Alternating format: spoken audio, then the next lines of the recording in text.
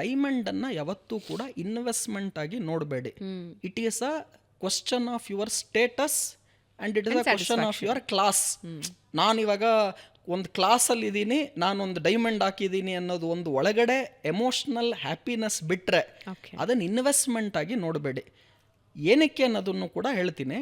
Diamond first of all ಈ lab grown diamonds ಬಂದಾದ ನಂತರ ಈ ಡೈಮಂಡ್ ವ್ಯಾಲ್ಯೂಗಳಲ್ಲಿ ಇಳಿಕೆಯನ್ನು ನಾವು ಕಂಡ್ವಿ. 5 ವರ್ಷದ ಹಿಂದೆ ಡೈಮಂಡ್ ರೇಟ್ ಏನಿತ್ತು, ಈಗೇನು ಡೈಮಂಡ್ ರೇಟ್ ಇದೆ ಮೋರ್ ಆರ್ ಲೆಸ್ ಅಷ್ಟೇ ಇದೆ. ನೀವು ಅದೇ 5 ವರ್ಷದ ಹಿಂದೆ ಬ್ಯಾಂಕ್ ಎಫ್ ಡಿಗೆ ದುಡ್ಡು ಹಾಕಿದ್ರು 5 ವರ್ಷಕ್ಕೆ ನಿಮಗೆ ಬ್ಯಾಂಕ್ ಎಫ್ ಡಿಲಿ ಬಡ್ಡಿ ಎಲ್ಲ ಲೆಕ್ಕ ಹಾಕಿದ್ರೆ ಅಟ್ಲೀಸ್ಟ್ ಒಂದು 50% ಇನ್ಕ್ರೀಸ್ ಆಗಿರೋದು. ಬಟ್ ಡೈಮಂಡ್ ವ್ಯಾಲ್ಯೂ ಅಷ್ಟೇ ಇದೆ. ಯಾಕೆ ಅಂದರೆ ಈ ಲ್ಯಾಬ್ ಗ್ರೋನ್ ಡೈಮಂಡ್ಸ್ ಬಂದಾಗಿಂದ ಡೈಮಂಡ್ ವ್ಯಾಲ್ಯೂಸ್ಗಳಲ್ಲಿ ಯಾವುದೇ ರೀತಿಯಾದ ಭಾರಿ ಇಳಿಕೆ ಆದ್ರೂ 5 ವರ್ಷದ ರೇಟ್ ಅಷ್ಟೇ ಇದೆ.